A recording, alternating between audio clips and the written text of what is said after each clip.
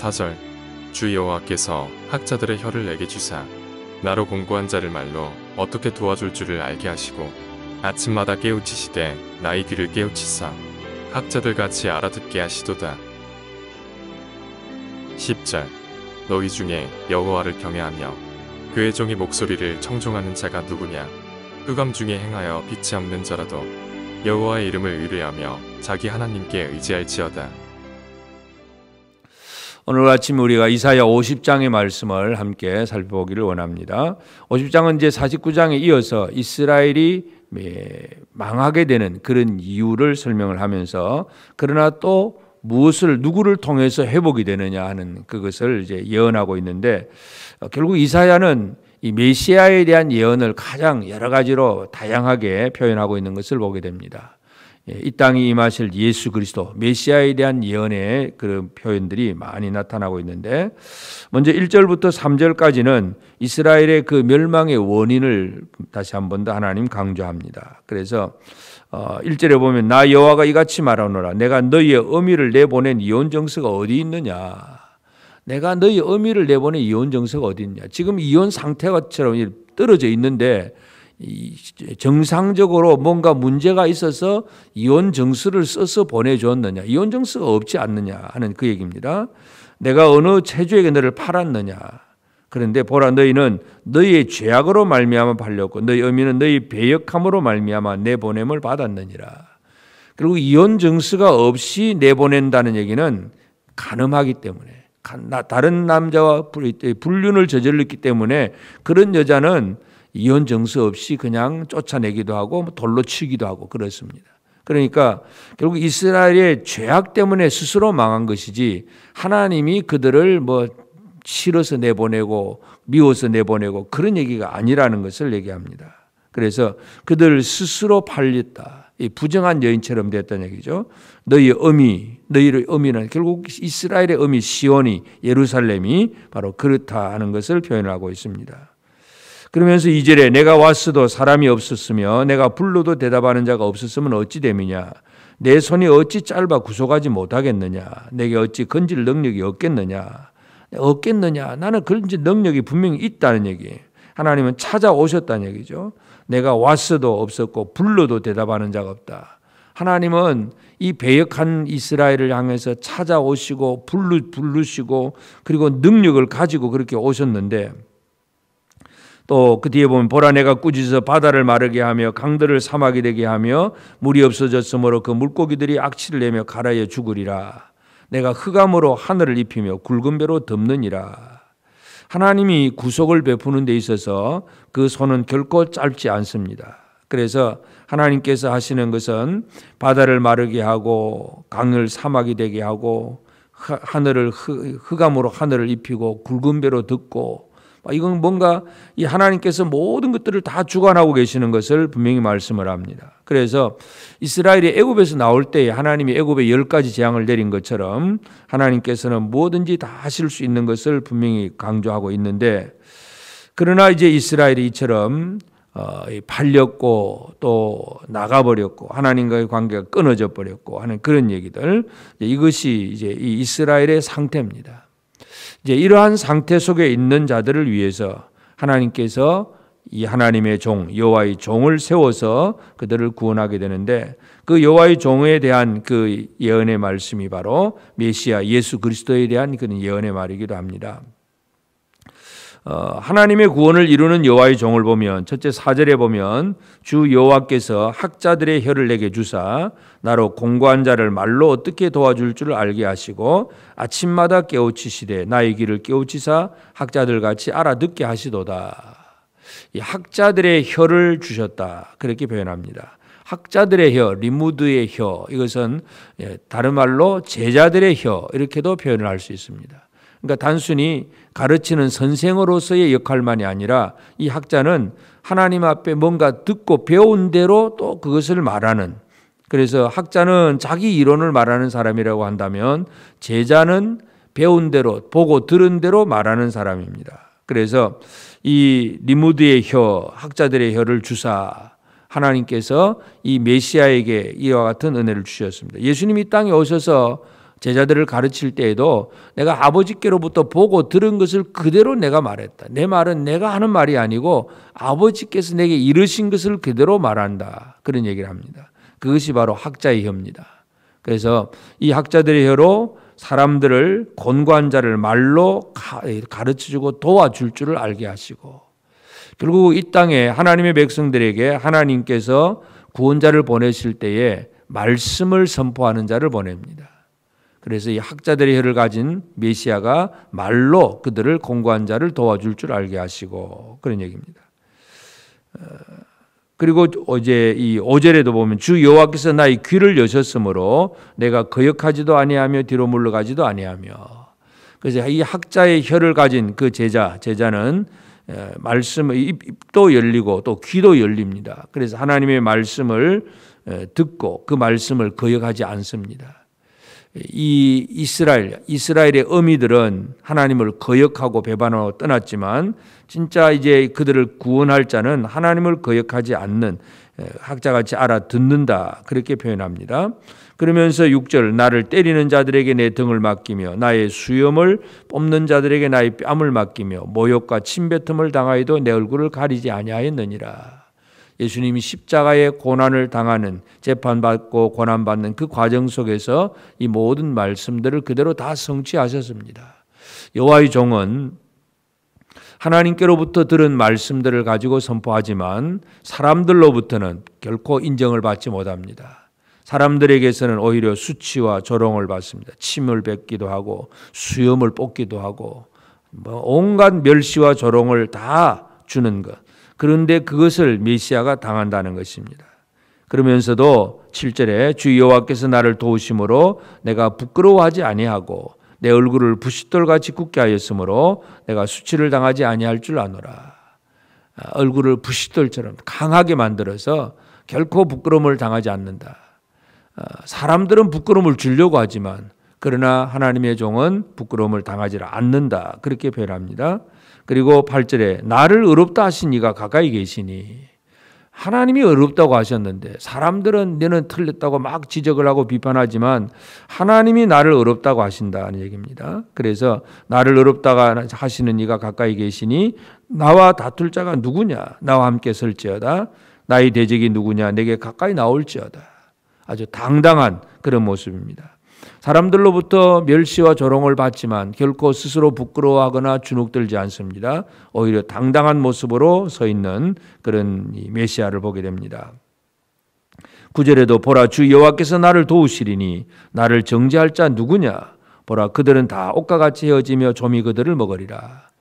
메시아를 정죄할 자가 없습니다. 그들은 오히려 정죄하다가 오히려 그들이 이 옷과 같이 헤어지고 좀이 그들을 먹는 것처럼 그들은 다 상하고 없어지지만 하나님의 종은 결코 없어지지 않는다는 것입니다. 그러므로 이제 이 여호와의 종에 대한 그런 하나님의 백성들이 해야 될 일은 10절 너희 중에 여호와를 경외하며 그의 종의 목소리를 청종하는 자가 누구냐? 하나님을 경외하며 하나님의 종의 목소리를 청종해야 된다는 것, 이것을 강조합니다. 흑암 중에 행하여 빛이 없는 자라도 여호와의 이름을 의뢰하며 자기 하나님께 의지할지어다. 하나님이 보내신 자, 하나님의 종의 목소리를 청종하고 하나님을 의지하는 것이 사람들이 해야 할 일입니다. 마지막 11절에 보면 보라 불을 피우고 횃불을 둘러 띈 자여 너희가 다 너희의 불꽃 가운데로 걸어가며 너희가 피운 횃불 가운데로 걸어갈지어다. 너희가 내 손에서 얻을 것이 이것이라. 너희가 고통 있는 곳에 누우리라. 사람들은 불을 피우고 횃불을 들고 갑니다.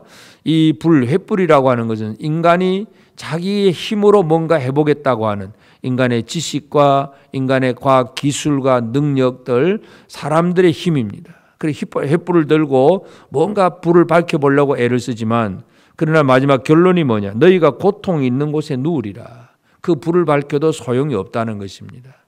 여호와의 종의 목소리를 듣는 것만이 진정한 생명이고 평강이라는 것을 분명히 강조합니다. 그래서 오늘 이 아침 우리는 이 학자들의 혀를 주사하는 여호와의 종에게 그 혀를 주어서 말씀을 선포하게 하고 또 하나님의 백성들은 그 종의 말을 듣게 하시는, 이것이 가장 중요하다는 것을 우리가 기억할 필요가 있습니다. 그래서 이 이스라엘의 어미 시온이 이처럼 이혼 정서가 없이 내어 쫓겼다는 것은 바로 그들은 하나님을 배신하고 배반했기 때문인데, 그러나 진짜 하나님이 원하시는 것은 그 배반한 사람들을 향해서라도 하나님은 또 말씀을 주십니다. 그래서 오늘 이 아침 우리에게 가장 중요한 것은 하나님은 말씀하시는 하나님입니다. 말씀하시는 하나님은 하나님의 종을 통해서 말씀을 합니다. 그래서 이 여호와의 종 메시아를 통해서 말씀하시는 하나님, 그래서 그 예수님이 말씀인데 말씀이 육신이 되어 이 땅에 오신 것이 바로 예수 그리스도고, 그래서 우리에게 이 말씀을 주시는 것에 대해서 우리도 하나님 앞에서 말씀을 귀를 열어서 말씀을 듣는 자가 되게 하옵소서. 이것이 우리 첫 번째 기도의 제목이 되어야 되고, 두 번째는 하나님께서 우리에게 또 입을 열어서 학자의 혀를 주셨다고 했는데, 우리에게도 이와 같은 혀를 주셔서 이 땅에 우리 주변에 공고한 자들을 말로 도와줄 수 있는 그런 우리가 되어질 필요가 있습니다. 그래서 우리가 말씀을 듣는 자일 뿐만 아니라 말씀으로 또 다른 사람들을 도와줄 수 있는 이런 일들을 우리가 감당해야 합니다. 인생의 횃불을 들지 아니하고 하나님의 말씀의 횃불을 들고 그 말씀 가운데 든든히 서서 나아가는 그러한 삶을 사는 것, 이것이 하나님께서 원하시는 일입니다. 그래서 오늘 이 아침 우리는 기도하면서 참으로 이 하나님께서 배신하고 떠나버린 백성들을 향해서 메시아를 보내주는데 바로 그는 말씀이었다는 것. 그래서 오늘 우리가 말씀을 듣는 자가 되고 말씀을 말하는 자가 되고, 그래서 내가 말씀을 듣고 그 말씀 안에서 위로와 평강을 얻고 교훈도 얻고 또 말을 전해줌으로 다른 사람을 구하고 돕는 그 역할을 잘 감당하는 그런 일들이 이루어질 수 있도록 오늘 이 하루 하나님 우리에게도 학자들의 혀, 제자의 혀를 주셔서 주의 말씀을 듣고 잘 전하는 자가 되게 하옵소서. 귀를 열어주시고 입을 열어주시기를 기도하면서 우리 하나님 앞에서 받은 은혜를 누릴 뿐만 아니라 또 다른 우리 주변의 공고한 자들을 바라보며 그들을 잘 돕는 역할을 감당하는 저와 여러분 모두가 되어지기를 주의 이름으로 축복합니다. 기도하십시다. 이제 오늘 받은 말씀으로 함께 기도하겠습니다. 여호와의 종 예수 그리스도의 말씀을 믿음으로 듣고 하나님을 더욱 사랑하는 자로 살아서 하나님 앞에서 쫓겨나지 않는 삶을 살게 하옵소서. 우리의 귀를 열어 주의 말씀을 듣고 우리의 입을 열어서 학자의 혀, 제자의 혀로 주변에 있는 곤고한 자들을 말로 도와주는 삶을 살게 하옵소서. 함께 기도하겠습니다.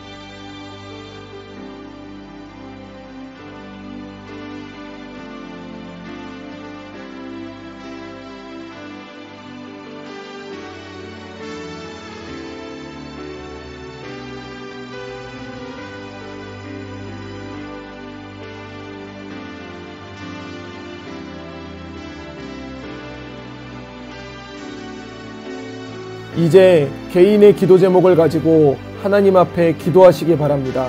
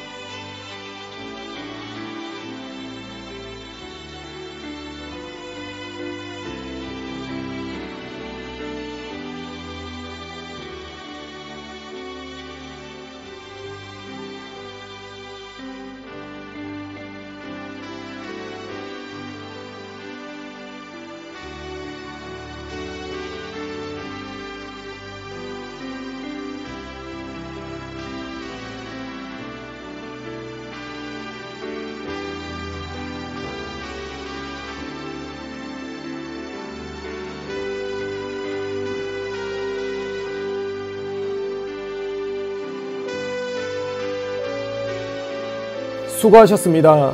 오늘도 하나님의 인도하심 가운데 승리의 하루를 보내시는 우리 재건부평교회 모든 성도님들이 되시기를 주님의 이름으로 축복합니다.